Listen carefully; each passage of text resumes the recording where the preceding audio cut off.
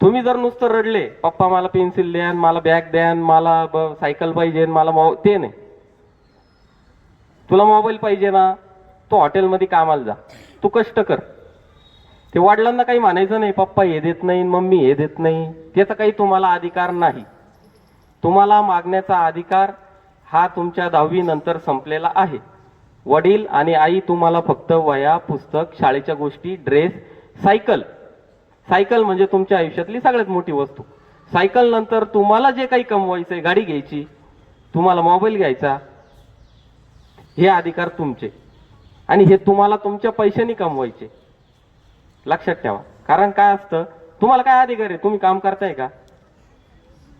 तुमचे वडील तिथं राबराब राबतात, कष्ट करतात, आई काहीतरी काम करते, आपण सगळे सामान्य कुटुंबातले, आणि आपण त्यांना एखादी गोष्ट मागणं, हे आपल्याला लाज वाटली पाहिजे. ते देऊन चांगलंय, म्हणजे वाकुल्या करणारे सुद्धा टीव्हीवर आहे.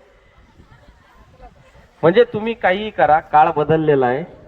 याचं पाहून त्याचं पाहून काही होत नाही. अमिताभ बच्चनला सांगितलं असतं तू क्रिकेट खेळ, ते काही होत नाही. झेंडूचं फूल झेंडू आहे, गुलाबाचं फूल गुलाब आहे. झेंडू हे म्हणत नाही की मला गुलाबासारखा सुगंध द्या, गुलाब हे म्हणत नाही की मला झेंडू सारखा रंग द्या, झेंडू सारखी मला पाकळ्या द्या. पण झेंडूचं एक महत्व आहे. दसरा, दिवाळी, आज आपण सगळे हार फुल घालतो, झेंडू शिवाय घालत नाही.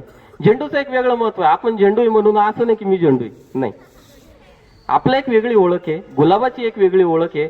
उगाच गुलाब बनण्याच्या नादामध्ये मोगरा बनायचं नाही, मोगराच्या नादामध्ये आपलं झेंडू बनायचं नाही. जे आपण आहे तसं, मी आज असा आहे, मी असा आहे. अतिथींना नाही आवडलं पुढच्या वेळेस नाही बोलवतील, पण मी असा आहे. मला केस वाढवायचे, मी वाढवणार. पण का वाढवणार, मी का असा आहे, हे सुद्धा आपल्याला माहित असणं गरजेचं आहे. उगाच आपल्याला कराटे येता म्हणून एखाद्याच्या पोटात बुक्की मारायची असं नाही. त्याचं कारण काय, त्याचं आपल्याला त्याचा उपयोग काय आहे, या गोष्टींचं आपल्याला लक्ष ठेवणं महत्वाचं आहे. जास्त